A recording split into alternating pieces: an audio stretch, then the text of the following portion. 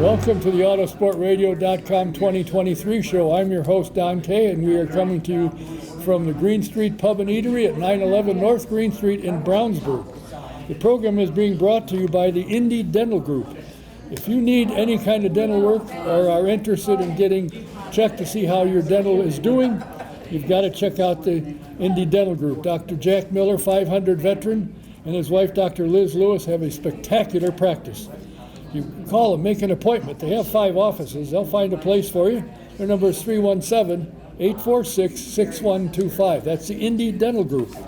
You need insurance, or you want to check the prices you're paying for your current insurance, I highly recommend call VP Insurance. They've helped us immensely.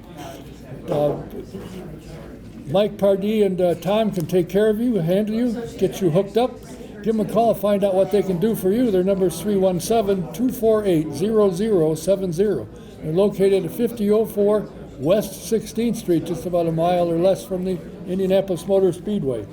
SVRA, they have the Trans Am Series up and running almost better than ever. Great car count. They have the Indy vintage cars. They've got everything. They also have a F5 and F4 being run by Scott Goodyear. They're a spectacular organization. If you check their website, svra.com, and look at their schedule, if there's a race that you can get to in an hour or less, I highly recommend go see it. It's a phenomenal show. You'll love it. Welcome to the Autosportradio.com 2023 show. I'm your host, Don Kay, and we are coming to you from the Green Street Pub and Eatery at 911 North Green Street in Brownsburg. If you haven't been here, you need to come by. The food is good, the service is good, and it's a good place to get to and go to.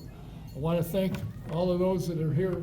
I want to thank Pierce Production for the sound system, which everybody can now hear, I'm sure, since I forgot to use it. My guest tonight is a gentleman who was here a few months back and had an interesting story and what the plan was for the 2023 season. And I thought, well, that sounds kind of interesting. I spent a lot of time on the road. Strangely enough, not only is that the case, but he's been on the top step of the podium multiple times. He is moving very well. In fact, this past weekend, he set 2 qualifying records and 2 race speed records, and has been doing extremely well. So we're going to find out what's going on and what's next.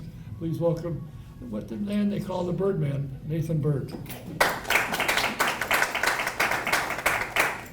you want me to use this? yes. Okay. Oh, yeah, so they can hear you. All right. I can hear you, but they can't. How did this start? I know you went to college. Your dad said, here's what courses you should take and so forth. But how did the racing start? Now, I've got to preface this by those who don't know. His grandfather, Jonathan Byrd, was very much involved in racing, loved it. If you'd have seen the man, you wonder, would he like racing? He sure did. Loved it. Was in it for a number of years. And your uncle, JB, I call him Jonathan Byrd. The second is the president of Speedrome, so he's into racing. And your dad watches and comes with you, so he's into racing, running hotels down in Phoenix. But how did you get into the racing? How did that program all come together? Yeah, it's my dad basically my grandpa caught the racing bug. He passed it on to my dad, and my dad was like, hey, when I was 18 years old, I just graduated high school. We already decided, okay, this is the path we're going to take for college, and then just sort of dropping it on my head, like 4 months later, near the end of summer, we were up at the Sarah Fisher's go-kart track, and we went there the first day, had a blast. I was like, okay, how to get faster, just my normal competitive mindset. And my dad was like, hey, do you want to go back another day, like tomorrow? I was like, oh, of course I want to go back tomorrow. That was fun. And we went back tomorrow, the next day, and during lunch at that location, he just proposed this 6-year plan from go-karts to the Indy 500 and asked me if I wanted to do that. And at first I was like, well, okay, well, how would that work? And he laid out the plan. He was like, okay, we're going to do go-karts, and then we're going to go through originally the plan was go through the road to Indy ladder. Then my first year of Indy Lights, I'll do the Indy 500. And then the next year, the final year, the 6th year, I'll be full-time Indy Car, Indy 500, and then everything will be a blast. And I was like, okay, well, I feel like I'd be kind of dumb if I didn't take advantage of this opportunity, and it's no skin off my back. And the plan, I'm still going to go to college, and I'm still going to learn the things he wants me to learn for the family business. And 5 years into that. We're currently in year 5 of that plan right now, and it looks like 2024 could be a very viable option for the Indy 500, but if not, 2025 would be probably even more likely at that point. So, but we can get into that a little bit later. But that was the original thing, was just, hey, boom, go racing, 6-year plan, go karts 500, and then we're like, okay, let's do it. So I've been getting a lot of seat time, getting as many different cars as possible, and really trying to catch up, because a lot of guys start go-karting when they're 5 years old. I started when I was 18, and I needed to find a way to catch up, and the way to do that was spend less money on the really expensive racing series and spend more money racing a bunch of different cars that are pretty much the same performance capability, but it allowed me to get way more seat time, way more experience. And I would say ultimately that seat time is king. I don't think I'm anything special as a race car driver. I feel like I've just gotten a lot of seat time, and that's been able to produce some of the results that I've had this year so far. You've won a number of races. I'm on your Facebook thing, and you put a lot of stuff on it, where you are and what you're doing. And a lot of the pictures at the end of the race show you on the top step. There's 2 other guys, but you're on the top. So everything, and you drive everything, literally everything. What cars and what series are you participating in on a regular basis? So on a regular basis, I'm participating in a multitude of different series and a multitude of different cars. I'm doing a lot of short track racing. Well, last year I did even more, but this year we had to scale back a little bit, sort of. I mean, last year we were doing 118 races across 17 different disciplines of race cars, including short track and touring cars and sports cars and formula cars and prototype cars, and just getting all this experience that I possibly could get. This year we dialed back the disciplines, but we're about 119 races that are tentatively on the schedule as things stand. And we're only halfway through the year, and I think we have like 60 races or something like that left. I don't think I have an off weekend until the final week of September after this weekend. So this year it's going to be Silver Crown racing. It's midget racing at IRP, pavement midget racing. I actually raced the midget at Chili Bowl earlier, like the first weekend of this year was a Chili Bowl where I ran on dirt, and I kind of suck at running on dirt because my formal experience and training is in formula cars on pavement, so it's a bit of a transition, but everyone has to start somewhere in that respect.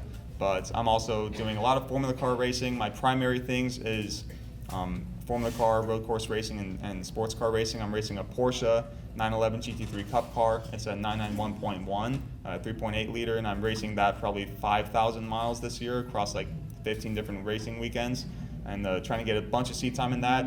We imported a race car from Australia, from the Australian S5000 series. It's a 600 horsepower V8 formula car that's 2,200 pounds, same exact dimensions as an Indy car, and I would say probably even more challenging to drive because it's very low downforce, very low grip, and you have all that power and all that weight. So that car's been teaching me a lot in terms of what I think, and I think it's really doing a good job in preparing me for IndyCar and being able to race at the Indy 500 specifically.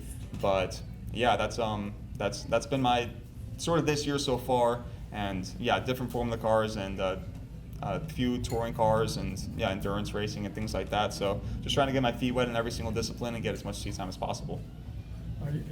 Has the Road to Indy program crossed your radar of late, or are you going to go around that?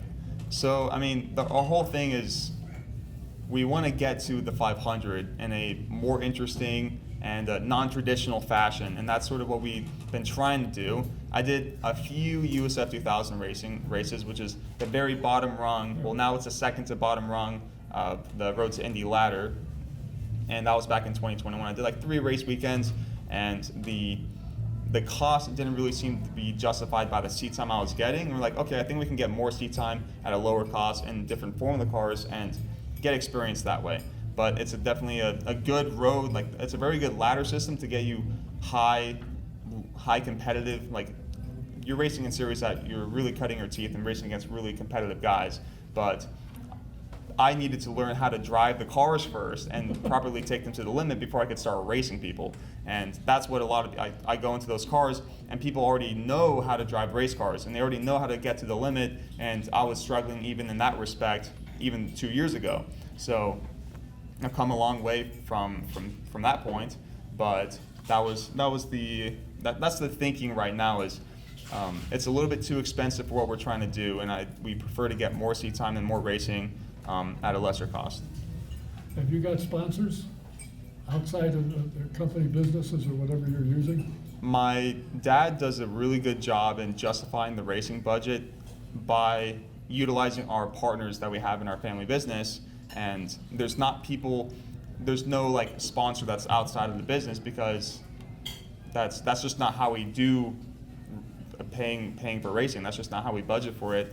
And if someone comes along and wants to write me a $100,000 check to go racing, great. That doesn't really happen to anybody, and we're not expecting that to happen anytime soon until I get more notice, get on the higher, sort of build the skills so I can then start to get into series that are higher in terms of viewership, and people start noticing more, and then they want to hire me to race their race cars, and that's the ultimate goal. But we're looking into doing that potentially next year, and making the guys that are making decisions in the terms of Indy Car and NASCAR and IMSA, getting those guys to see me by running in a little bit more competitive series and higher level series. Although it'll be more expensive, we're starting to make the transition from a higher quantity of racing to a higher quality of racing. I think that's the step that we're going to start to make going into next year.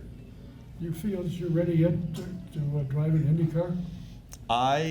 At this point, and especially by the end of this year, I do feel like I would be capable in terms of my skill level to be able to race an Indy car at the 500, but that's not really the important piece.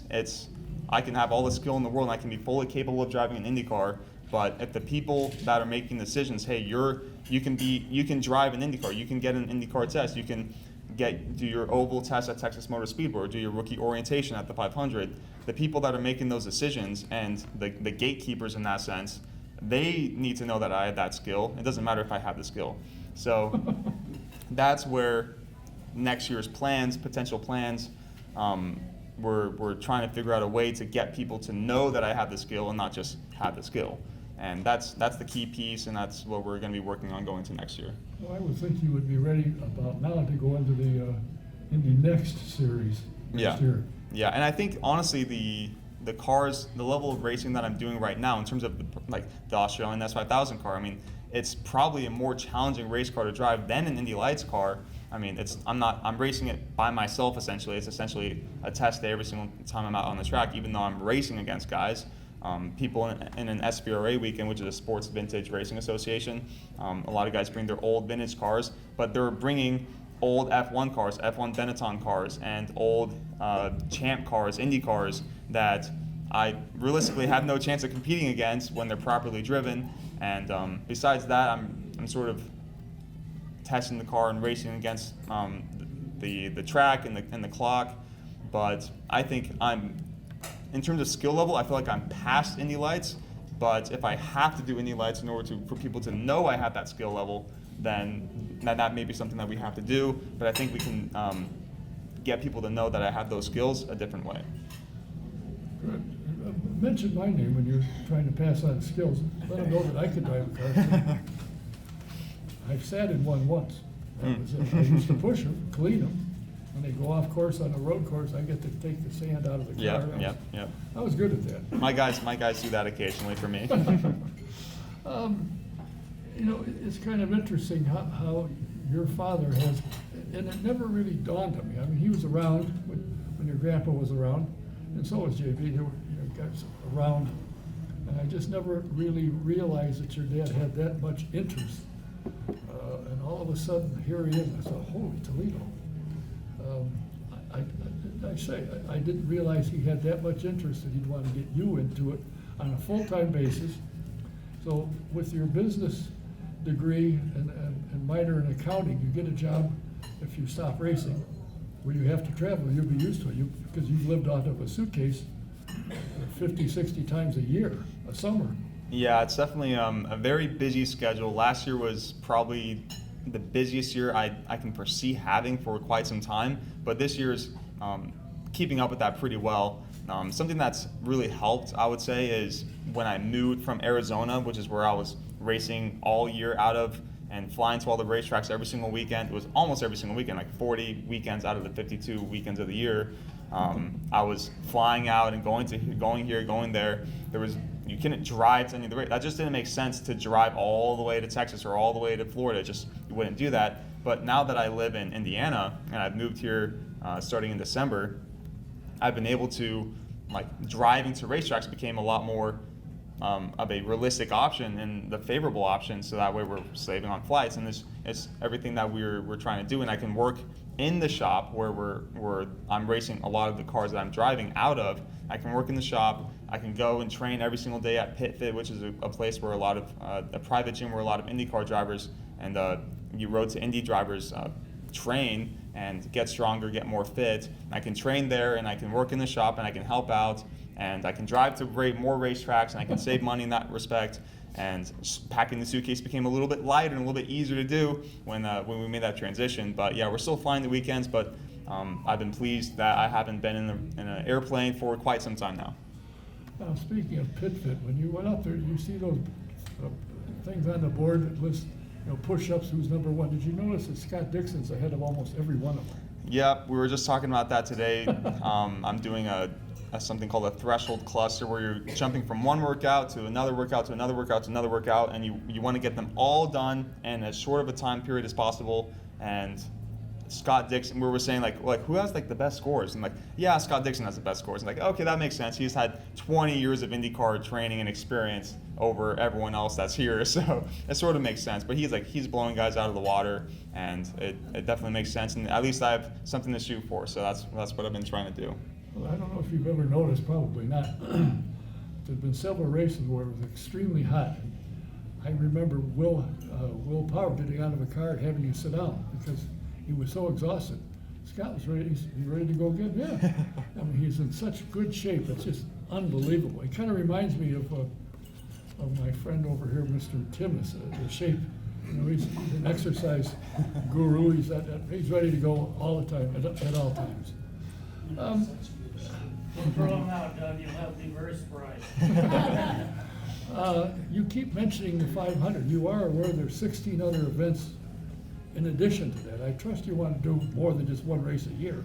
Yeah, and that's the eventual possibility, I would say. But my dad's goal, it's fulfilling the family legacy. We've gone to the Indy 500. We've entered a car in the Indy 500 22 times since 1985.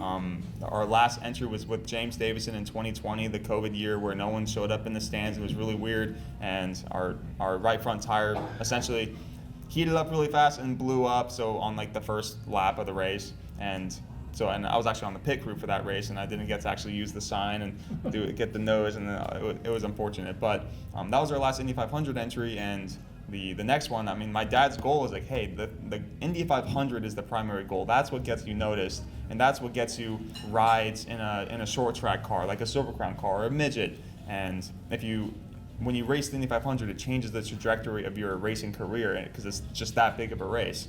So that's the main goal. But I'm definitely not ruling off other racing opportunities. If an IndyCar team owner looks at me and says, hey, I want this guy, I want to pay him, I want him to drive my IndyCar full time for the entire season, I'd happily accept that offer. But until that point, I think the Indy 500 is a good goal to get to. That's the family's goal. That's me sort of fulfilling the family legacy, and that's why it's my goal as well. You did mention that your grandfather did in fact have some cars and they ran the full series. But I can remember seeing him standing at the pit area at the speedway, and I think, I have trouble getting, he could never get in a car. How in the world did a man of his caliber, he had probably one of the world's greatest collection of Bibles. Mm-hmm. And he was in the food business. He built a big place out, at the time was in the middle of nowhere, and everybody told him he was nuts. He did it anyway, and then he went, How he got the interest in racing always stunned me. I never asked him. The last time I talked to him was at the Speedrome, actually. It was maybe a year before he got sick and so forth. But the Byrd name is known around the Speedway, and it would be nice to see another one, but I would like to see the Birdman running 17 times a year, not one. Yeah, and I would like to see that too. But one of the things that my dad really likes is being interesting, being diverse, doing all this different racing. So if like a contract, an IndyCar contract, precluded me from being able to race other types of cars, like that would be a big. I mean, I would still accept. I would still take the offer, but it would be a big. Like it would be really hard because that's sort of not the. In the bigger picture, that's sort of not the point of what I've been trying to do, which is become a very interesting race car driver that can take any car I get into to the limit and be highly competitive in a NASCAR Cup car, in an IMSA prototype, in a Indy car, and a Silver Crown car, and a midget, and doing all these things at the highest level against the highest, like the most competitive guys. That's what I find to be more compelling. Whether or not that's commercially viable is a different thing, but that's one of the goals that we were trying to do, is make that commercially viable as well. Well, if you remember, I just forgot his name. Connor Daly, during the season, when he was off, he would drive other cars. Yeah. So some teams will allow that. Are you going to drive a midget at the BC 39? Probably not, because we're trying to focus our budget and funds. It would be really fun. I'd love to do that, but that's a dirt race, and it's not currently like that discipline of racing. It's not on pavement. It's on dirt. It's not going to really teach me anything more other than just like, hey, I'm racing the BC 39. That's awesome, but it's not going to get further our goal in terms of maximizing our budget, making it as efficient as possible, and optimizing it for preparing me for the 500. That's the main priority, and that's the main goal. So we're trying to cut away the things that aren't helping with that directly at this point in my career. But you could almost walk to the BC 39. You wouldn't have to drive. You wouldn't have to take a suitcase or anything. That's true. You could walk there. And I'm sure you could find somebody with a midget that would like to run it. I think they got like 40 entries already, something like that. They got quite a number. If somebody offered me a ride, then I'll take it. Really? Huh. I'll be darned. Hey, Glenn, why don't you offer him a ride? I'll pay a little bit if you'll pay a lot. That's the usual deal. So. Well, is anybody besides your dad looking for outside funding for sponsorship? In terms of race car drivers in general, or people in our, not really, because my dad, I sort of lead that. My job, and my dad makes this clear, is to drive race cars very fast and to be as good at that as possible, but also to, like, I mean, there's guys I race with, and where I've been winning races in the Porsche and International GT. It's a more of a semi-pro, more amateur level series. There's a lot of guys that are retired businessmen that want to get into the motorsports scene, and they bought themselves a Porsche and they want to get faster. And I've actually been starting to driver coach some of these guys because I've finally accumulated the skills and the ability to do that. And they have their businesses still, and they want to, I think, and me knowing that my family business and knowing our partners and the people that can potentially give us benefit, if I can bring them more customers through their business. That's one of the things I've been thinking about and I've been trying to do, and I think there's some possibilities and potential in that arena in terms of getting guys that I race with to kind of come along and come on board with what we're trying to do. Well, the secret today, I think, is get sponsors. Your dad's got some people that he deals with. Well, maybe some of them need a vendor to sell food, so you get a vendor to come in. If you have talked to or listened to Don Cusick, who has the car that Stefan Wilson drives. He's brought in companies that work with each other, and they've all three, because of being involved in the sport, they're working together. They built their business. So amazing. Lumber companies, window companies, house building contractors, and today it's a networking deal. It's not just put your name on a card, everybody goes yippee. Yeah, I think that makes sense. I think that's the key, and I think the key is more business-to-business interactions, and not just, I mean, one way to get racing is you find a really wealthy guy that loves you and wants to put you in a seat, and wants to put you in a race car, and maybe even race alongside you if he has the skills. But those opportunities are few and far between, and I think the way that's the more sustainable is finding ways for businesses to do deals with each other, and especially partners that we're already dealing with, and bringing more people on board with what we call our partner program. And that's why we're going to have a partner program summit later this year in Arizona, where we'll bring our Porsche that we bought and I race. We're going to bring that to a racetrack, and I'm going to be able to drive some of these owners and executives and people in the Porsche right alongside me, so they can sort of get an experience of what that feels like. And I think that's one of the ways we're trying to make those business to business connections and make the racing budget make more sense. I think that's to me is what it takes today. Yeah. Networking is huge. Your name on a car anymore. When I first came here in '63 or whatever it was, having your name on a car was a big deal. Now it's nothing. You can put your name on a car for $5,000. Yeah. And get Yeah. nothing. That's true. So, it's kind of interesting, the different tracks that you've run, but, you say, well, it's a dirt track. You've heard of A.J. Foyt, Alan Senior, Yep, I've heard of those guys. Tom Sneva, Gordy Johncock. They all came from dirt tracks to start with early on. So you don't have to go poo-poo, it's dirt. Well, it's kind of fun. Yeah, and it's definitely, things are a lot more specialized nowadays, where like guys, like they only run the road to Indy and they only run this particular kind of Formula car and this particular kind of race car and make it all the way up to the 500 and Indy Car, and guys do that in NASCAR, and they do it with the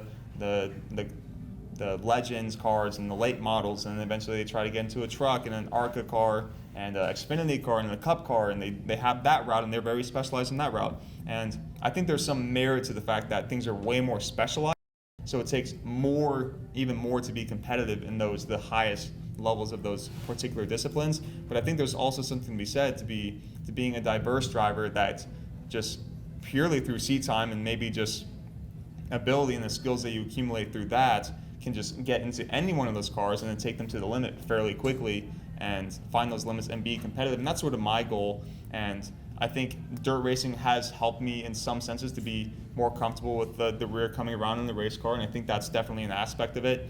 But to translate that to driving an Indy car at the 500, that's a tougher ask for me to rationalize in my mind. But I definitely see the grassroots appeal and the appeal in terms of just the challenge and the level of racing that it takes to be a really good dirt racer. I definitely respect that a lot, and that's something I want to put on racing calendars of the future. But I think getting to the 500 is the primary goal in that sense. And then eventually, hey, maybe someone wants to put me in their dirt car, and that would be definitely something I'd be open to. That does happen from time to time. You find NHRA guys running cars at Eldora in the dirt. Wow. So it's not impossible. This whole thing to me is kind of interesting, how you got into it. Your dad had a plan laid out unbeknownst to you to start with. And I would assume that his goal of taking you to the Speedway Indoor Karting Center was to find out if you liked it. Yeah. That was his whole plan. Yeah, I think he's been stewing on it for a long time before that, and I think he was thinking about that, and I remembered after he said that, and later, a couple of years later, where he said like something to me, like during like a dinner we were having at one of the hotels, and after school when I was sophomore in high school or something like that, he's like, you know what? You're probably a pretty good race car driver because you're very meticulous and perfectionistic, and you're okay with doing the same thing over and over and over again, and really like dialing down on the details. And I found, I was like, yeah, I think you're right. Yeah, that's true.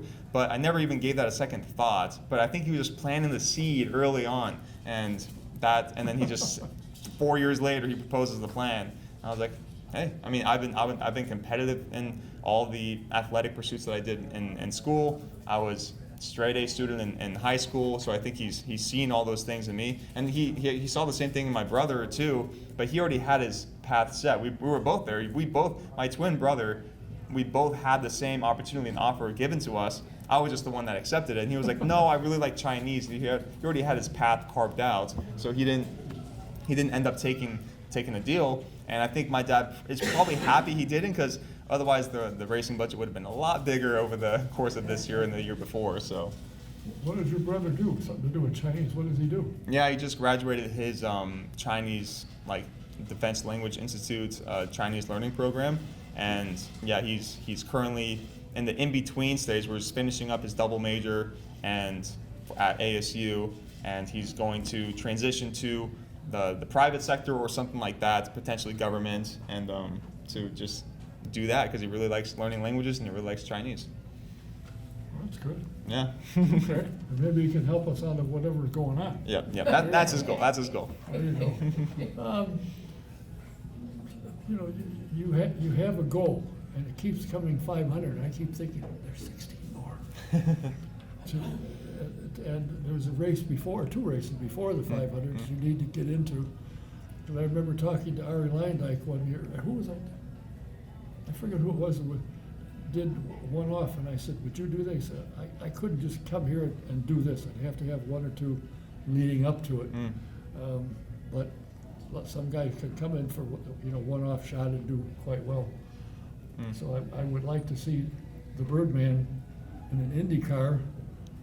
On a road course. That too. Yeah. Do you like road course racing? Oh yeah, I mean that's my primary discipline. That's my professional upbringing, if you will. My formal training was on road courses and forming the cars, and obviously go-karting as well. So I think that's definitely my strongest suits. But I'm also very competitive on the short track pavement side of things. I had a 6th place finish in the Silver Crown car this past race at IRP, and that put me on the map a little bit. And I was like, okay, we definitely want to be that's why we put a lot of emphasis on racing professionally on the high actual professional level of short track racing, like Silver Crown racing and midget racing, and that's we put a lot of emphasis on that. And I think our hard work in that respect is paying off, and hopefully we'll have another opportunity to have a good result next weekend when we race at Winchester.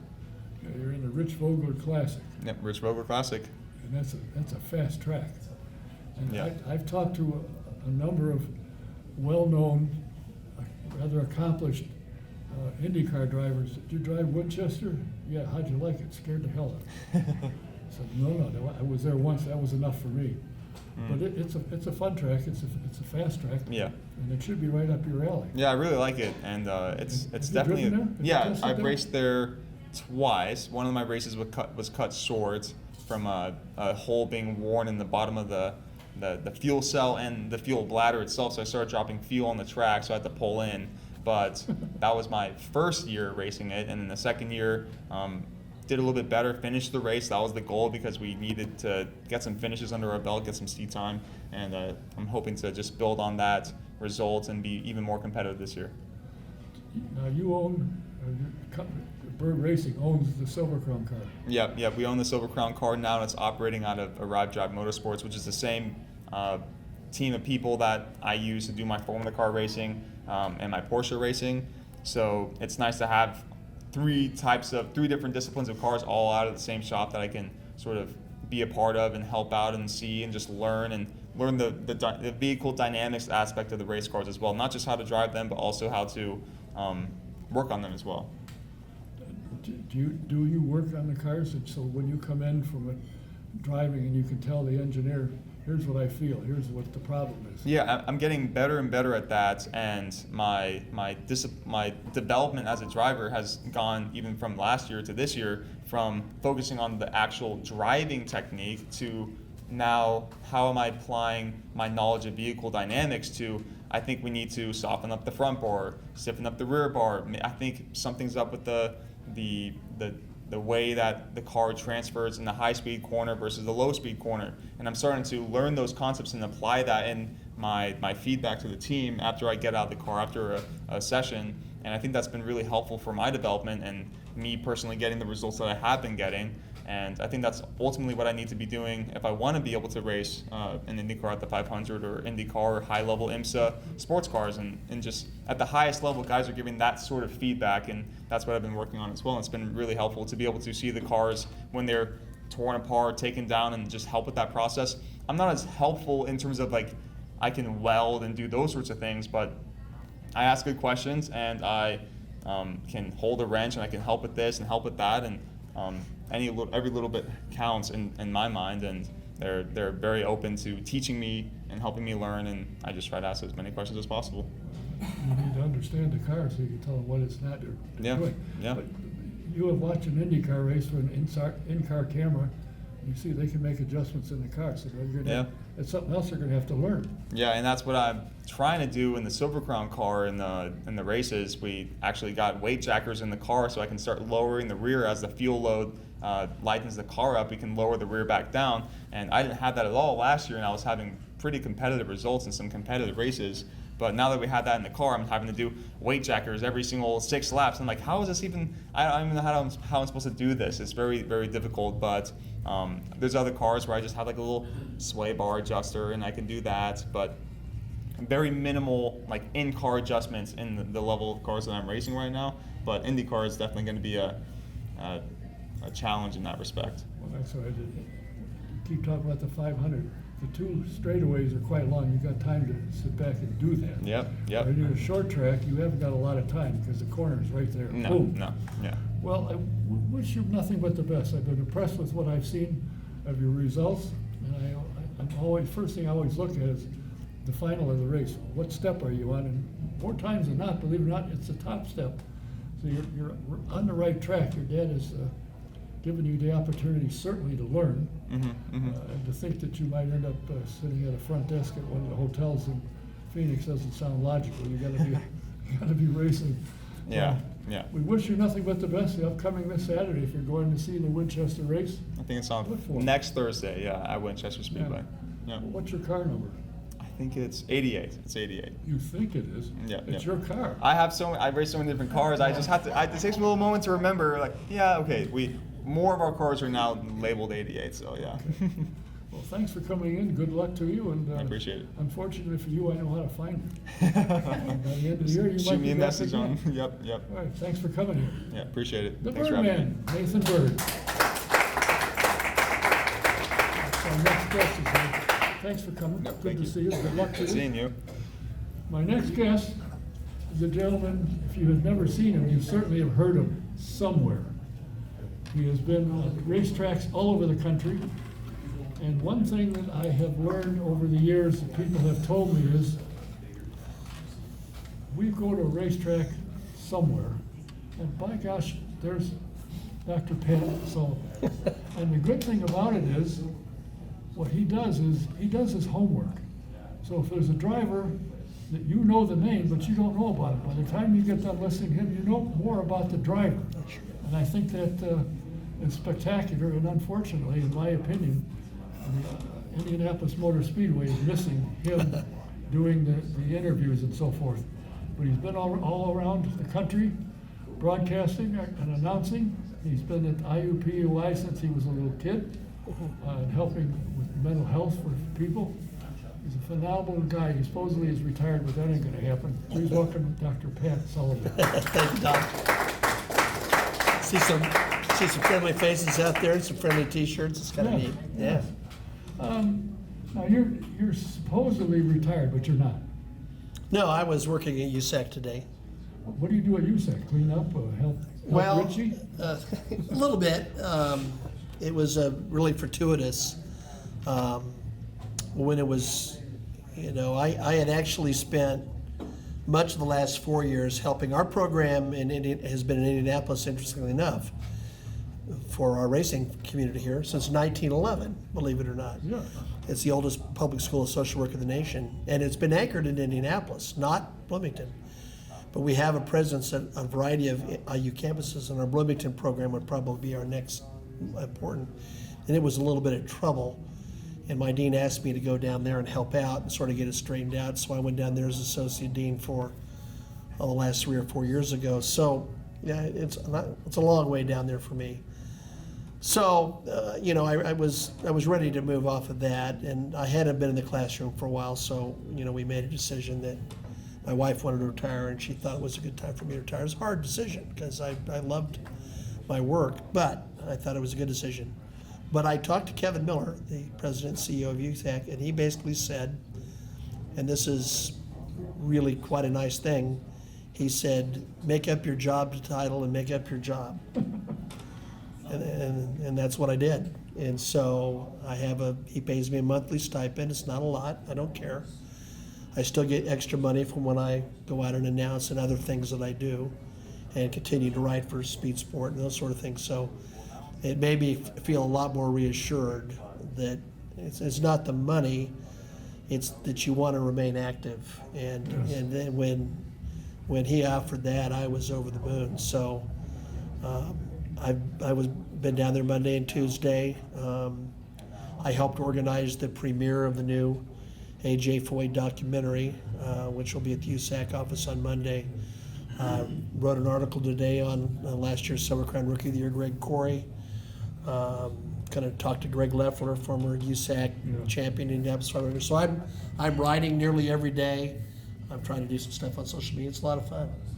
Well, one thing, and I know you've seen it, but I have, so many of my friends that are my age have said, I can't wait to retire. So what are you going to do? Oh, I can read the paper, I can see the news on television. I said, you have a hobby? No, but I don't need one. 5 years, they're dead. Yeah, luckily I have lots of hobbies. That was the problem. But, I was talking to Kurt Spridgen, who's the race director for USAC, and he made really a key point. And I'm not saying this to be critical of anyone. I want to be really clear on what I'm going to say here. But he made the point that his dad, who has passed, he says, my dad had a job and the goal was to retire. I mean, he had a date circled on the calendar that he wanted to get to that date and retire, where I told a student, I took a visual aid to a little get-together they had for me at the university, a lunch a couple weeks ago, and I held up something that 90% of my peers had no idea what it was, and it was a grade book, where I literally hand wrote the grades of my students in the book. That's been out of vogue now for years. And I said, here, I said, this is my second year, or my first year at IUPUI, and the second student on this, and I can tell you her name, and I can tell you what she looked like, and tell you where she sat. I made the statement that they will drag me kicking and screaming out of the university, and she said, will you feel that 5 years from now? Well, I felt it 30 years later. I wasn't jumping up and down with glee. But on the other hand, sometimes the clock doesn't lie, and it was probably time. I didn't want to go back to the classroom, and I wasn't just going to go back to the classroom and pick up my old notes. That's just not how I roll. I would have had to read on all my classes and all that. But you're right, Don. There was absolutely no way I was going to sit still. My father retired at 58, and I remember he said two things to me. He said, son, you can only golf if you're so much. And second, he says you have to have goals. And that stuck with me, and so I've got lots of goals, and I've got lots of energy, so, which I'm really content. I find it amazing. I'll see something of you, and you're at Kansas, where you graduated. Yeah. You're there a lot. You put a lot of miles on your car going to see the. Well, yeah, and I'm lucky because I have a wife that my wife likes sports, and one of my passions is minor league baseball, believe it or not, and I really like to go to minor league games. And it's something I also do with my daughter, who's my oldest child.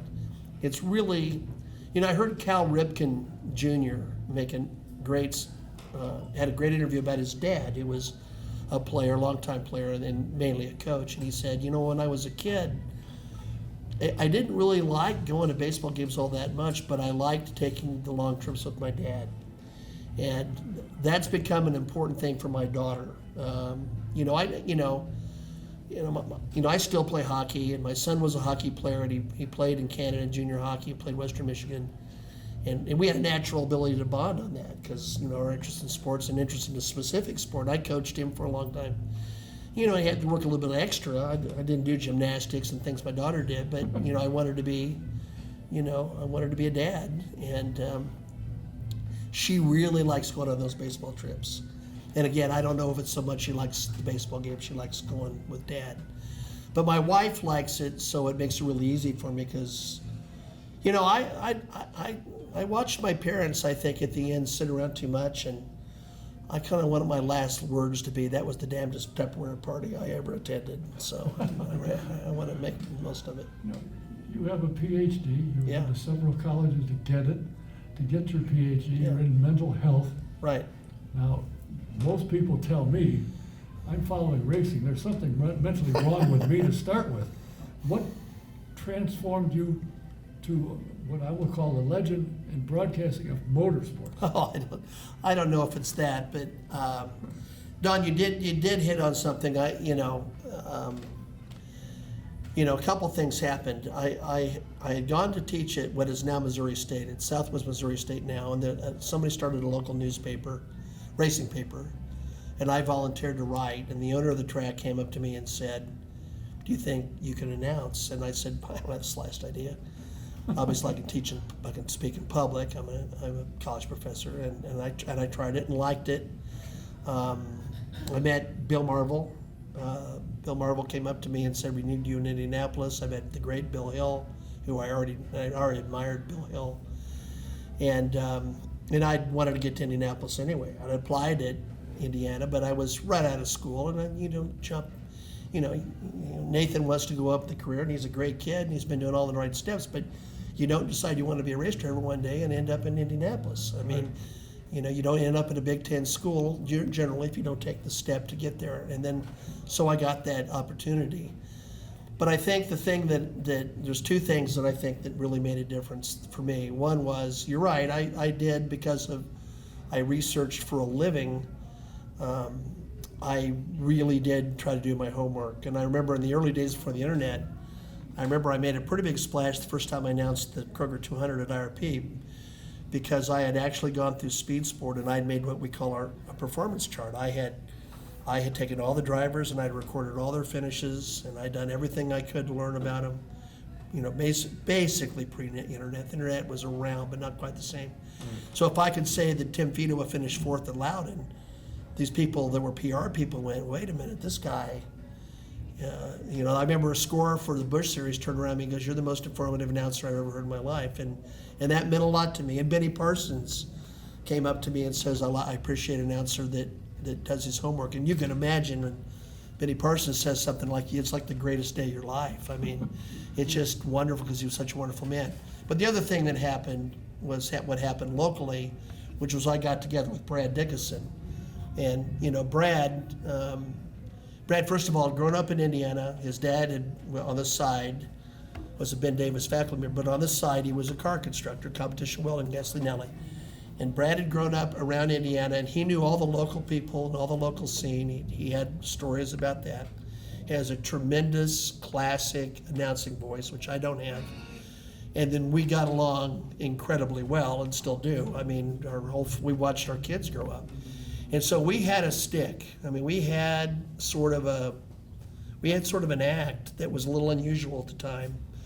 And then we kept getting work. And, Tony George hired us essentially to do 16th Street Speedway. Actually, late Dave Cassidy did. Matt McCartan, who worked for a while as a liaison between USAC and the Speedway, helped. And that helped me get on the Indy Car scene there for a while.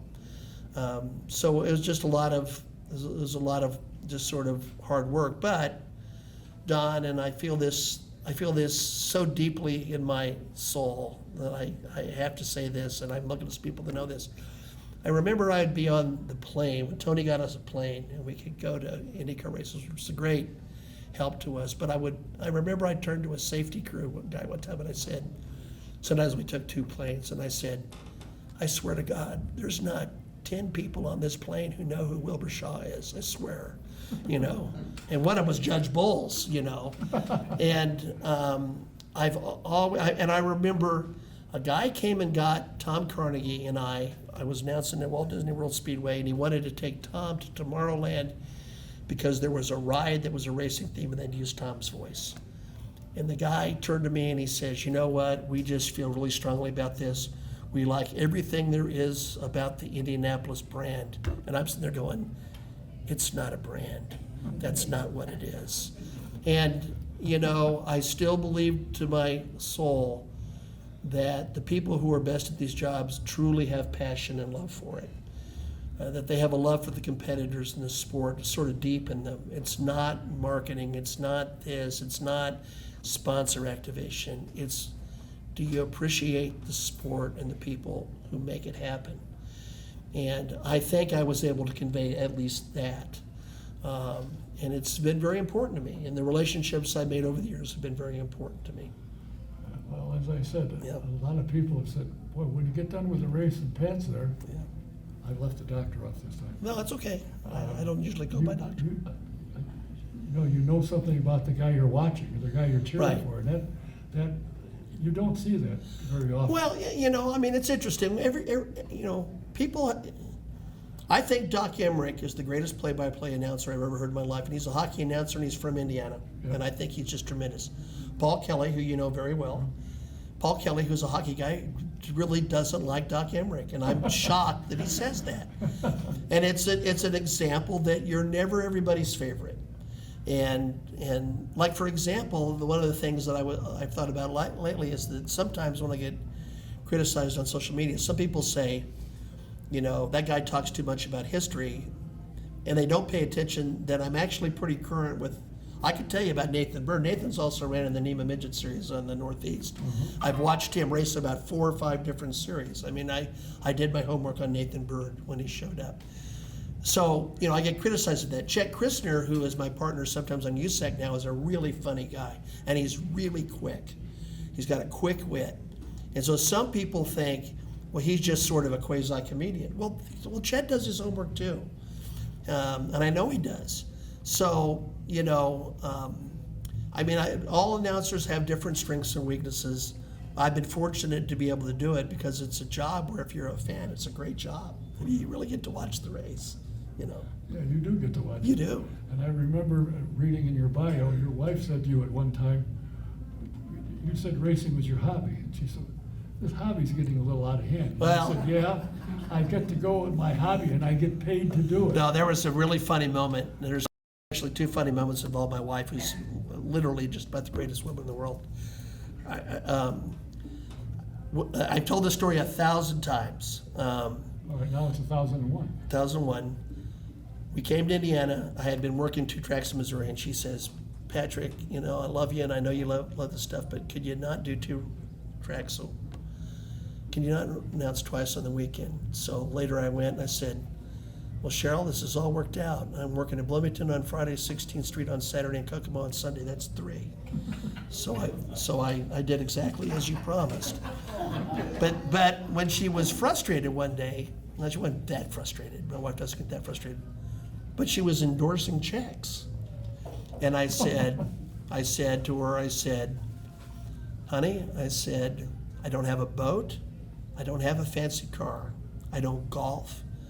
I have a hobby that actually pays me money. And she said, keep doing it. But the next most important thing she ever said, this was a really poignant moment for me, which was, you know, I was the state director of mental health for a number of years, really pretty quick after I came to Indiana. It was out of nowhere, really, but so I was appointed to be the state director of mental health. And I heard my dad telling Cheryl, oh, this is great. Now, first of all, this is all not true because I was on loan from the university. My salary didn't change one iota, but he thought it was going to. But he said to her, he goes, man, this is great. You know, he won't have to announce all those races, you know, for you guys to make ends meet. And she said, I don't think you understand, it's announcing racings that makes him happy.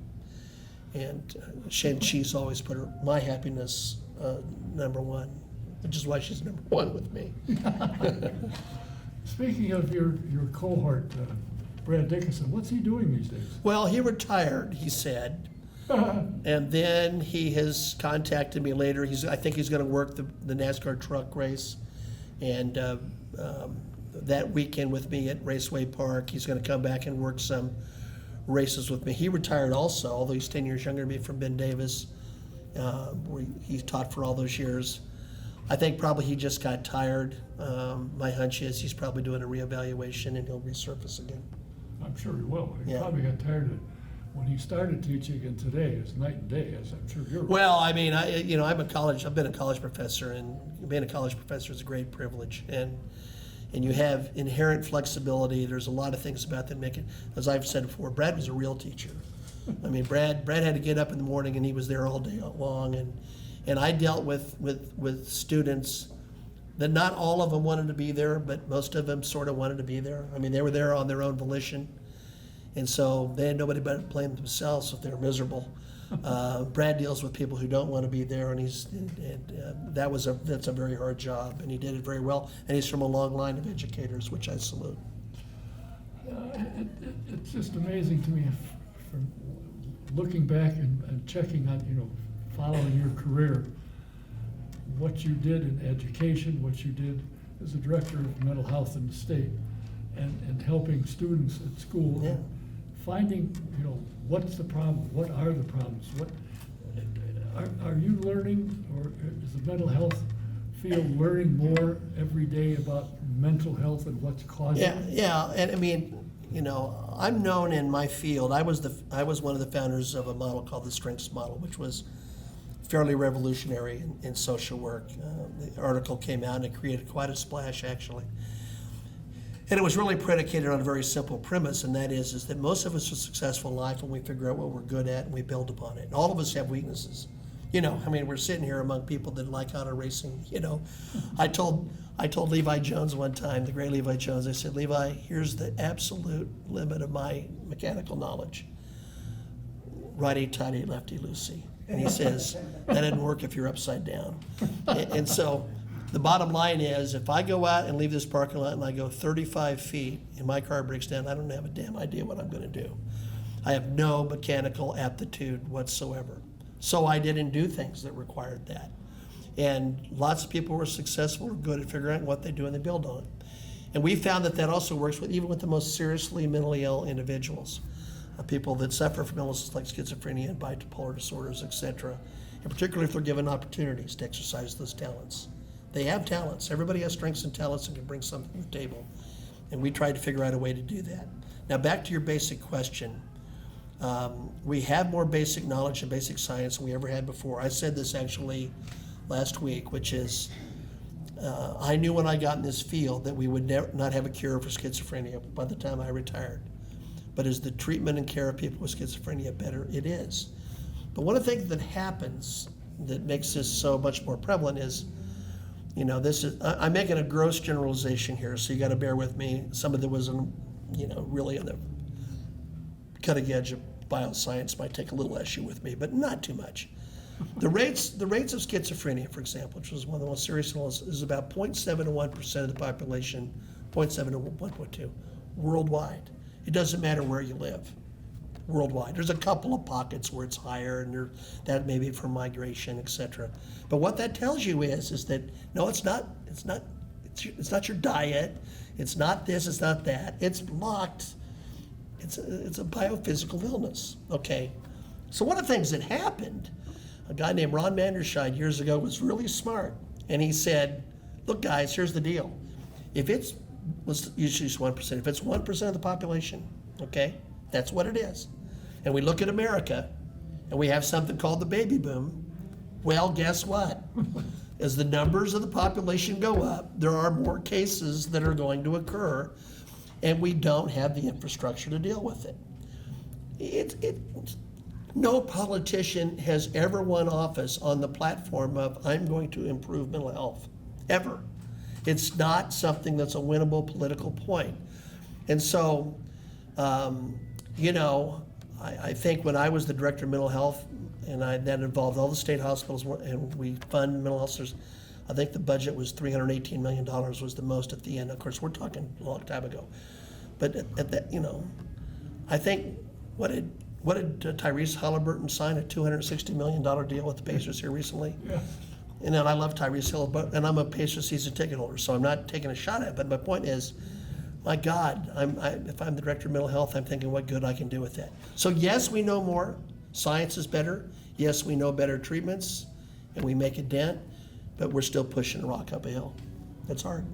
It's like anything. I mean, things are changing rapidly. Very quick. I talked to my doctor. Do you have to keep up? He said, I'm on the computer every day. He said, Right. Everything you need is there. You need to Right. Well, find it. I had, since I was retired, my dentist said to me, there's some work that you might want to get done in advance. And so he wanted to put a crown on a crack that I had that it was causing me no problems, I might add, but nonetheless, okay, fine.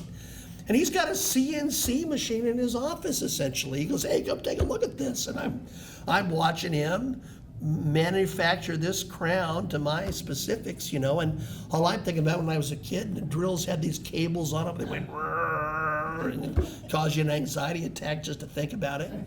And we talked about how much he has to stay on top of the technology and how the technology really, it makes a big difference. And yeah, the world changes fairly rapidly, racing changes, but hey, that's the way it is. Well, I'm going to ask you because you're in the mental business. Yeah. are those of us who love racing, are we really crazy? No, you're not. People in racing are like the bell curve on everyone else. You know, funny enough, you should say that, Don. This is the 100th anniversary of Bloomington Speedway, and I've been the announcer there for 30 of those years. And someone at the IU television station, I don't know, young man was going to do a story, and he actually interviewed me a couple of times. Then he apparently sort of lost his way for a little bit, and he actually called me on the 4th of July. I did an interview with him from Cedar Rapids, Iowa, I think is where I was. And at the end, I did a Zoom interview. At the end, he said, "You know, is there anything we haven't covered?" And I said, "Yeah, there's something I really want you to know." And this probably even goes back to my days. My parents were not racing people. I fell in this on my own. And when I really got involved, my dad just thought, my dad played as a jazz musician on the side, and he actually played in a couple of clubs where Judd Larson was the bartender. And my dad thought racing people were basically outlaws and ruffians and tough guys, and you know that they're sort of ne'er-do-well pleasure seekers, and they certainly weren't to be trusted and hang around. And I think that exists, at least on the lower levels, a lot more than we might care to admit. And like all aspects of life, some descriptions are true for some of our people. But I said, the one thing I'd like you to know, the misconception is about the people who participate. I said, these are really great people, and they're great human beings. And I used an example. I said, Brady Bacon is a 4-time USAC Sprint Car champion. He was a high school valedictorian. He was a National Merit Scholar. Cody Swanson was a high school valedictorian. He graduated magna cum laude in agricultural economics. He met his wife at a 4-H fair showing pigs. How much more do I need to go on about this? And there are so many people like that. And I think probably as you get older and you reflect, I think about all the great people that I met. This is, some of you will certainly appreciate this. I saw a thread that involved Vitor Mira, and I said, he may have been the most elegant man I ever met. I loved Vitor Mira. I mean, I remember the day that you know, he was teammates with Danica. Vitor had finished second, and the whole world seemed to forget that. Yeah. And I was in charge of the press conference, and I could not get the conversation to Vitor as hard as I tried. I tried to deflect people to Vitor. And I saw Vitor like the next day or something, and I said, Vitor, I'm so sorry about that. And he put his arms around me. He says, there's nothing to be sorry about. She's my teammate. I understand why she got all the credit she did. There's nothing for you to worry about. And I'm thinking, this is one of the nicest men I've ever met. And I've met so many people like that, that's to me. So back to your question, no. Are some racers hardwired a little differently? Well, you bet they are. I mean, you brought up Winchester. Here's a story for you, and it's a story I've told on Flow, but it's not one that many know. Dave Cassidy was my great friend. He was Tony George's godfather. He ran 16th Street Speedway and was Tony Holman's assistant, essentially. He was a great friend of Mary. And he told me a story when I was the director of mental health. It was really interesting. He said, you know, the drivers had a black market connection at LaRue Carter State Hospital. I said, what? And he goes, yeah, they had a black market connection. There was a psychiatrist who would give drivers Milltown, which was essentially the first psychiatric drug. Milltown preceded Thorazine. And so it's a tranquilizer, essentially, really a major tranquilizer. And there was a black market, and some drivers would take a small amount of Milltown before they would take on Winchester and Salem because their nerves would be so frayed. And to just, you know, I'll be there Thursday, stare down those banks and go at those speeds or do what these people do. You have to be focused and a little bit different to do that. But there are great drivers, there's great carpenters, there's great welders, there's great singers, there's great artists. All bring different talents, but no, we're not wired crazy. You feel better? Well, I'm trying, I Tom. can leave. I can sleep tonight. Yeah, good.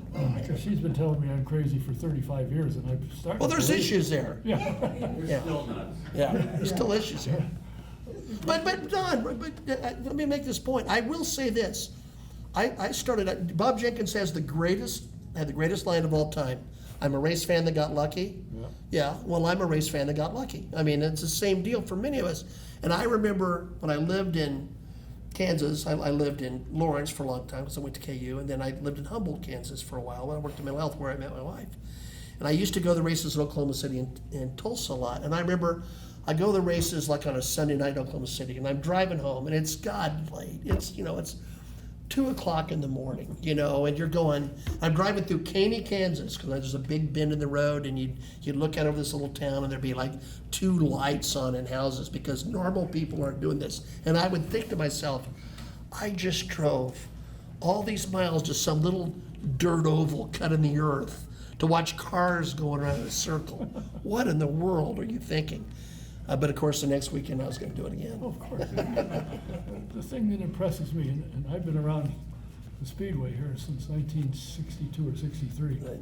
and all of that time, I can only think of 3 people that have gotten any kind of major trouble. Now, did guys drink beer and get half in the bag and so forth? Yes. And I've seen, as you probably have at short tracks, 2 guys have a discussion about what he did to me or what I did Yeah. to you, and they settle it out in the parking lot with a 2x4. Yeah, it's The happened. next morning, they're at the motel and they're trading parts and pieces to go race each other again that night. Yeah. And, Oh, yeah. And nobody believes us. I've seen it. I'm telling you. Well, this is a little bit different than that story, but it's one that I really like, and that is Bill Carey was a USAC official for a long time, and Bill was a parochial school physical education teacher, and he had the gravelly voice. He smoked, he had a gravelly voice, he was a pretty big guy.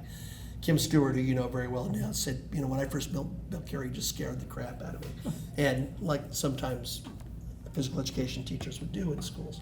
So Bill had that gravelly voice, great guy. Bill began his career at the Indianapolis Speedrome. And so he tells me that one night, 2 of the guys, I think I can't even remember their names, but it's irrelevant, they get in a fight on the front straightaway. Not much of one.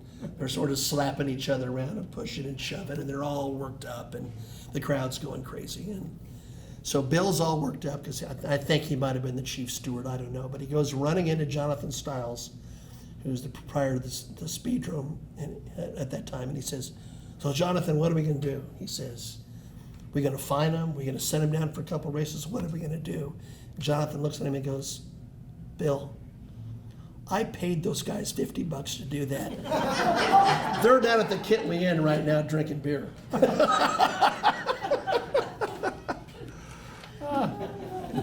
The other thing that I think stands out, and I've mentioned this a lot to people, is say, you've got to be an idiot racing. How many sports do you know are as clean as motorsports? Football, basketball, there's some guy punching his wife in the street. Just all the nonsense that goes on.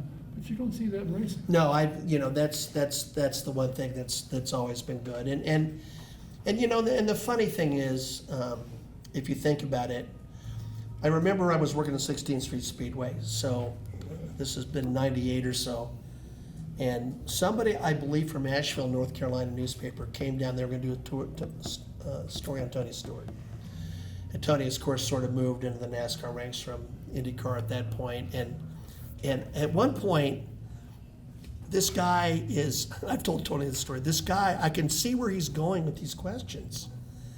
And I stopped him and I said, hey, you gotta stop. I said, I don't know if this has dawned on you yet, but we like this guy. And he says, well, he's arrogant. I go, so? Sometimes he is. Well, he can be a jerk. So? Sometimes he is, and we went through the list, and I said, you want me to tell you the stuff he also does that you don't know about? I said, if you're going to drive a race car, most of the time, you've got to be cocky. You have to have confidence in yourself. You've got nobody else. You don't have a teammate to bail you out when you're out there going around at those speeds and trying to make those split-second decisions. So just the need, and of course, the world is so different now, and, Our drivers, a bunch of our drivers go to Pit Fit. I mean, they're down there. I saw Scott Dixon at the National Institute of Fitness and Sport where I worked out, and I watched that guy, and I looked at someone and said, this is a few years ago, and I went, that guy's got to have 11% body fat max, maybe 9. I mean, I looked at how fit he was. Even our short track guys are working. I just talked to Greg Corey, who's a 56-year-old USAC Silver Crown Rookie of the Year last year. I've known Greg for 30 years. First year of Silver Crown cars, he says, I figured out what 100 miles did to me. I've been in the gym, I've lost 20 pounds, I've put on, I've hit the weights. And more people are living that kind of lifestyle now because it provides them a competitive edge. It's too competitive a sport to give anything away at this point in time. And it's too sponsor driven, and there's too many eyes on you to get away with shenanigans anymore. So you can't do that. And if that's enough to provide sort of a deterrent for less than savory behavior, so be it. That's a good thing. You got to tell a story about the first interview you did with Tony Stewart when he won. I think he won his first race. Yeah, that's a great story. That's funny. And it's what developed the friendship. I mean, I'm really fortunate. So I announced, I interviewed Tony after his first USAC Sprint win, and I interviewed him in Victory Lane in his last NASCAR win at Sonoma Raceway, which was a big thrill to me. And of course, we've had so many tremendous interactions. But Tony is at I-44 Speedway. He was Rookie of the Year in '92, I believe, or '91, and then he in the sprint car, and then he makes a near last lap pass on the great Robbie Stanley on the high in turn 2, and wins this race in Steve Chrisman's car. Steve was from Columbus. It's a tremendous race, and Tony is ecstatic, and his crew's jumping up and down, and I go over to do an interview with Tony, and I leaned down and I said, hey Tony, we're ever gonna do a track interview? And he goes, and I can't do that, man. And I said, what do you mean you can't do that? And he goes, well, I peed my pants on the parade lap. And I said, Tony, you've got a black uniform, the crowd's 25 yards, they're never gonna see you. Okay. So fast forward, USAC comes back. So I know many of you have had interactions with Tony. So I go down to the pits, there's Tony, and I said, hey Tony, I got some really good news. He says, I brought a pair of extra pants. I got them in my car. If you got in a situation, you need to change before you go home. And then of course, Tony puts together 19 of the most creatively put together swear words I've ever heard in my life that ended with me being a particular part of the anatomy, which I enjoyed. But the flip side of that story was I finally did get the job here. I had written Mike Miles of Bloomington Speedway, who ultimately hired me sight unseen. But I saw Tony at the Chili Bowl, and I said, Tony, I'm going to move to Indiana. I really like to keep announcing. He goes, hey, I know who to talk to. He takes me over to Larry Martz. And Larry Martz is who Tony lived with in Rushville, Indiana. That's where the whole Rushville Rocket thing ever started. Yep. And then Larry put me in contact with Sandy Lowe, whose father had been involved. And I got a job with the TQ Midgets, racing with them. And Tony and I have been friends ever since. I've seen Tony. At times, I've seen Tony, I wouldn't say his worst, but I've seen Tony where I thought he might have been better. I could spend 30 minutes telling you things Tony Stewart did for people that nobody knows about. Yeah, he does a lot. And I've always known in my heart that if I was in trouble and I called Tony, he would help. Now I try not to do that, but that developed that relationship, and it is a funny way to start, particularly with Tony. But what people don't realize, the number of people he's helped sending his plane to pick him up and get him to a hospital, or happens all the time. Somebody dies and he flies him home. Funny thing, I told a little bit of those. I told about 4 of those at I got to do his induction in the National Sprint Car Hall of Fame. And then I said, Tony's done all these great things for people. And I said, what you may not know is Tony's apparently trying to sell this expansive mansion and game preserve and everything that he has down in Columbus, Indiana. Well, he just told me that because we've been friends for so long, he's going to give that to Cheryl and I. And he throw back his head and laugh, and but yeah, he's done a lot of great things. Yeah, it's amazing that the people involved in the sport. I say in my years with Indy Car involved around the sport, I only know of 3 people that ever got themselves in serious trouble. Yeah. I just and I've just. And 2 of them were brothers. Yeah, I know who they are. I know you do. But I mean, it's just. My wife made this comment the other day.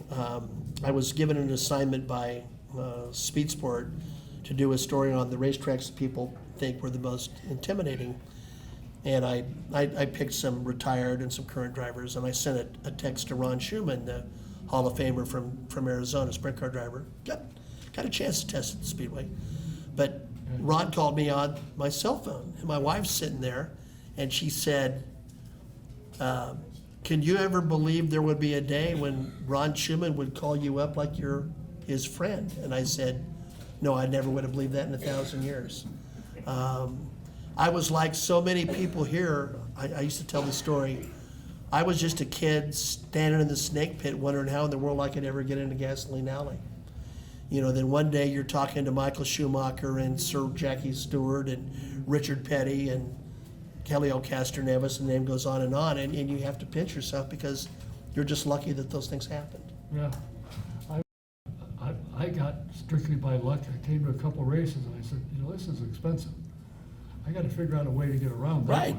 one. So Smart. I started a television program, and then I Right. got credentialed, and I haven't. Somebody said, where do you sit for the 500? I said, I haven't bought a ticket in 60 years. I sit anywhere I want. Yeah, well, yeah, it's been great, and It's a lot of fun. You know, it's a tremendous amount of fun, and it's never not been fun for me. I mean, you know, I used to say this all the time. I go, I'm not retiring. I'm not ready to retire, and obviously I'm still doing stuff for USAC, and I'm working at Lincoln Park and Bloomington when I'm in town, and that's still great for me. What's going on with IUPUI? I see they're split. Yeah, it's going to be Indiana University, Indianapolis is what it's going to be. I mean, Indiana had most of the programs except for engineering, and I think informatics was also a Purdue school, a little bit here and there, and they'll have their own campus. You know, whether it's good, bad, or different, I don't know. It is interesting. IUPUI as an institution was one of the most, what's the word I'm looking for? Misunderstood institutions really in America. I mean, it's been the professional campus of the university for a long time. I mean, you know, it's law, dentistry, architecture, engineering, all those professional schools, nursing, were there. It's been a really, really good school, and you know, and I've been able to watch it transform, and which has been the cool thing. I mean, I came with the University of Kansas, a really cool, most of the buildings on the National Historic Register. Even Missouri State was a really cool campus. When I first came to IUPUI, I went, oh my God, this is a concrete bunker.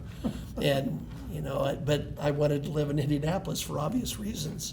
And then I watched it transform itself, and it's been fun to watch. Has Danny White's got a program going with motorsports program? Because Purdue said, well, your time is for you to retire. And of course, he didn't want to retire either.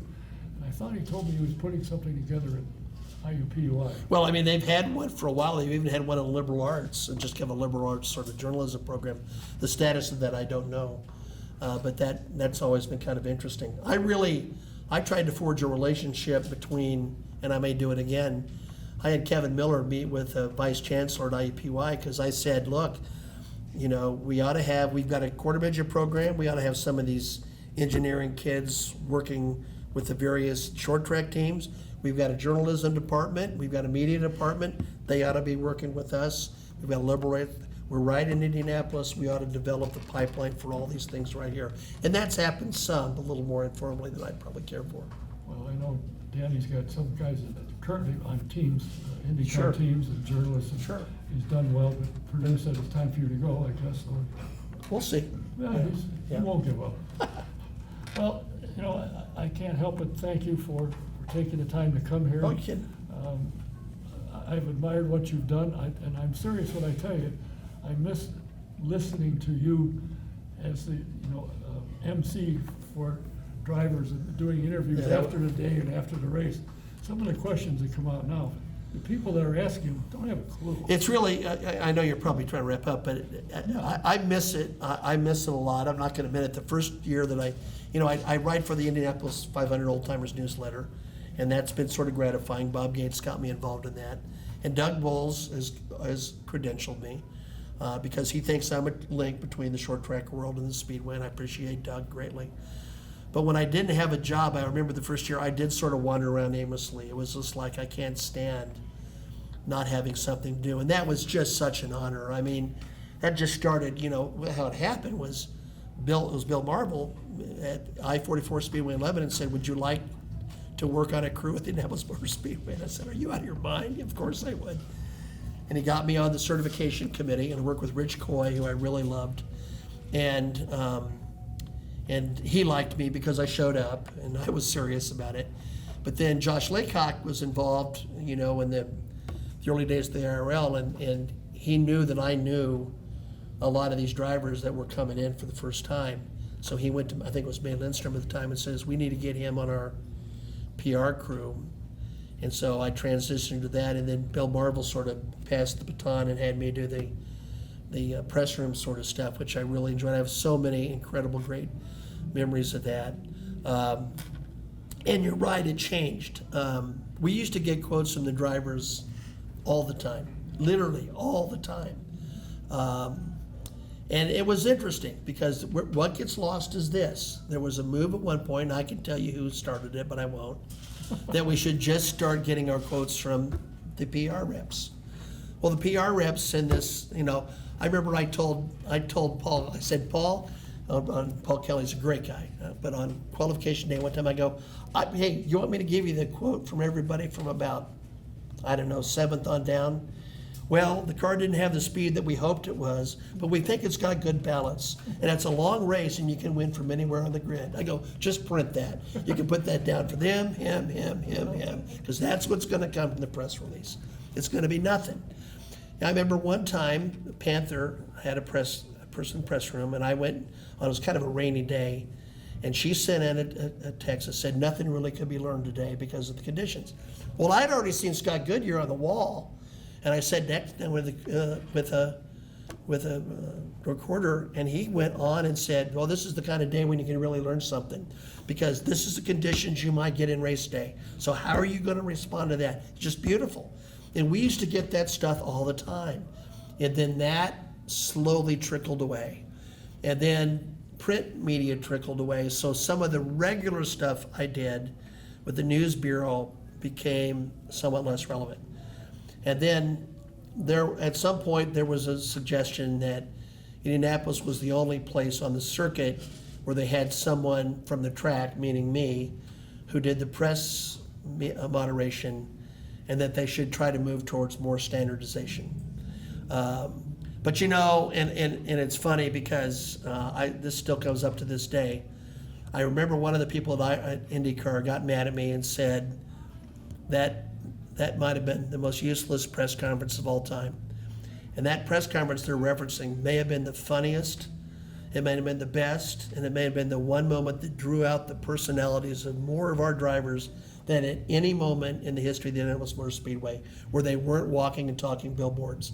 And that's when we brought in the Firestone Fastest 9, and James Hinchcliffe hijacked the entire press conference. I couldn't retrieve it. And by the time he says, and we got Saavedra here, and look at his hair, and he goes, and by that time I'm almost on the floor, I'm laughing so hard. And it was so funny. And people come up to me this day and say, that's the greatest press conference we ever had. But I try to be prepared for things and ask questions, and I appreciate you saying that, Don. It was incredibly meaningful to me. And again, and this is, I have weaknesses like every human being and faults, all those sort of things. But I've always been grateful for what I have. And I've also been aware that I've lived a lucky and a privileged life in so many ways. I had two parents that loved me. I've had relatively good health. I have a wife who loves me. I've had a great job. Those are lucky things. Not everyone gets those. Not everybody. I'm a social worker. I guarantee you not everybody gets those things. But to have been able to do that, to be able to do those. I remember one time I'm looking and Richard Petty turns to me and says, how you doing, man? I'm going, Richard Petty just asked me how I'm doing. What in the world? Or I'm at the Indianapolis Raceway Park. This is one of my favorite moments. There's a radio booth there, and Rick Mears comes and sits down, and he leans out the back, and he says, "Hey Pat, can I sit in this booth?" And I go, "Excuse me?" I said, "It's May. You're Rick Mears. Here's a clue. You can sit anywhere you want." But to have Rick Mears say, "Hey Pat," is like, what? I'm just a kid from Kansas. And so, Don, I appreciate that. It was meaningful to me. I know I was lucky to do it for as long as I could. I do miss it, but time goes on, and Roger does things Roger's way. It's worked for him. I think we all worried about the future of the Speedway when Mary passed. We wondered what would happen. Was there anybody else that could have bought that and could have maintained some level of reverence for that? I don't think so. But is Roger going to do Roger things? He is. I worked the first time we went back to Belle Isle, and Larry Henry, who was on the radio network for years, grabbed me and says, "Pat, I got here at 5 o'clock in the morning, and Roger was out on the racetrack on a moped repositioning trash cans." And I said, that comes as absolutely no surprise. So that time was really special to me. Thank you. Well, if you listen, Hinch I think has done a phenomenal job in the booth. Oh, yeah. And when he does talk to drivers, he doesn't ask, what's the track like, or he asks intelligent questions, because he's just not that long to go out of a seat. No, and the funny thing is, as odd as and simple as this sounds, I've been in a race car in control of it 3 times in my life. I won a meteor race at Indianapolis Raceway Park in a truck. I made the officials nervous. I almost lost it in the marbles. I thought this was going to be really embarrassing. I drove a Legends car around 16th Street Speedway, and I drove a strictly street stock at I-40 Speedway in Lebanon. I think I was lapped twice. So I don't know what it's like, really. So the 2-seater was in Indianapolis. Davey Hamilton was the driver. And they told me I could go out and do that, and because I was the announcer. And Danny, the longtime safety crew guy, looked at Davey, and Davey looked at him, and he says, "It's Pat," and he goes, like, "We're gonna turn it loose." And I probably learned more in those 4 laps than I did in anything I had done. Everything from how the wind got sucked out of me when we took off to the fact that I thought my helmet was tight and it wasn't. That in fact things would slow down and you would actually be able to see and see things. But how much the car drifted and floated around. And I thought to myself, how these individuals do this is the most miraculous thing ever. And I learned a lot from the experience. So what Hinch is able to see and to know and to feel and experience, that's why you bring those people to the table, because they have that innate understanding of what's really happening. Well, you have said how lucky you are to have done some of the things, but what you got to go back to is how many years it took you to learn, to go to the education you got. You didn't become a PhD in 3 weeks. It took years. You didn't become where you were at IUPUI and head of the mental health for the state. It took a lot of years of schooling to get there. Yeah, well, and you know the old saying, luck is where opportunity meets preparation, and there's a lot of truth to that.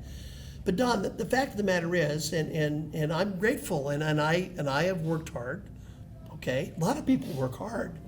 I mean, Mark Patrick, the old radio announcer, said to me one of the greatest things I ever heard on the radio, which was, he says, these football coaches come here and their kids won a championship, and they all say, but our kids just work so hard. And he said, you know what? The kids whose team was 0-10 worked hard.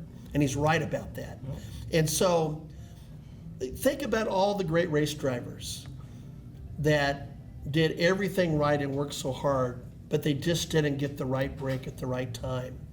And I got the right breaks at the right time. I met people who made things happen for me. I met Bill Marvel, I met Bill Hill, I met Dick Jordan, I became, acquaintances of Tony George's, Matt McCartan, who was there. And I cultivated those relationships, I did. And I paid attention to who made decisions, and I tried to be smart about that. But there's always an element of just timing that plays out. And I'm coming over here to do your radio show. Like, who in the hell worries about what Pat Sullivan thinks about auto racing? I mean, the fact that somehow that is worthy of your airtime is something that astounds me if I look back in time that it happened. So yeah, I mean, sure, I worked hard, but I'm looking at a lot of people I know that worked hard. You worked hard. Well, once in a while. Sure. She puts a vacuum in my hand, so I get, a little physical exertion. Well, I mean, the pool boy's got to do some work. I don't know, I think, as you're right, things change, but I'm not convinced that some of the changes are for the better. Well, sure, nor am I.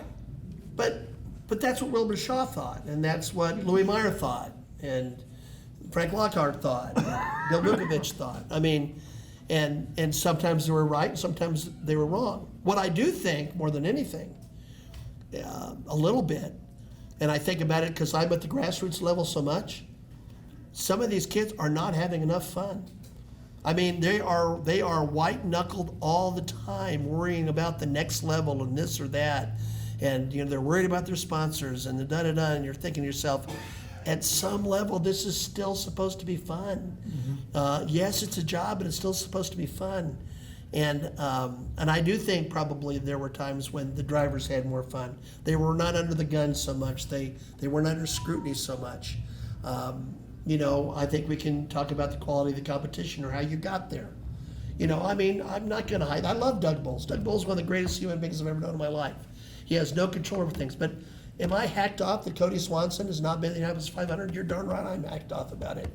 Cody Swanson should have been in the Indianapolis 500. Oh, no, I don't care what anybody says. You can give me all the gobbledygook you can about how much rear engine experience he's had. Rick Rose drove off-road cars. Joe Leonard ran motorcycles. Yeah. You know what? Those guys were pretty damn good. And Cody Swanson's a smart guy. He should have been there. That makes me mad. But that doesn't mean that I don't understand that people that went a different route didn't go up the ladder that way and also pay their dues. We can all point to people in almost any generation who probably shouldn't have been there. We can. But, and we can be mad about some things that are changed. But no, I don't like all of them. But you know what, I remember I got a little bit mad at an old sprint car driver who came to Bloomington and just complained every week about, Sheldon Kenzer and I and Dick Gaines, and I finally said, stop, I need you to stop. I said, please. I said, I've got news for you. These guys out here are really good. They're really, really good. And they're as good as anybody was in the race. He goes, they got those big tires. And I said, and they got 900 horsepower, dude. 900. You drove a 305 cubic inch sprint car. Those guys are 900 horsepower. Don't tell me they're not good. Even Donald Davidson, he came to Terre Haute one night. And I said, are you going to stay for the races? He says, I was here when Jim Hurtubise and A.J. Foyt were here, and A.J. Foyt and Jim Hurtubise aren't out here. And I go, no. But Dave Darland and Justin Grant and so-and-so are Donald, and they're good. Why don't you stay and watch them? You got to stay up with the times or you become a grouchy old dinosaur. And I'm not willing to do that. Well, I think Dave Darland should have been here too. Well, that's obvious to me. I mean, I'm being more contemporary. I still, like the dreamer I am, I still hold on to hope that somebody's going to wake up one day and say, what box does Cody Swanson not check off for you? Oh my God, he got in a Formula car at IRP the first time in his life. Everybody in race control, but had a heart attack when he made an outside pass in 4, and he won the race. It's like, how much data do you need? It's right there in front of you. Bobby Santos III is another one.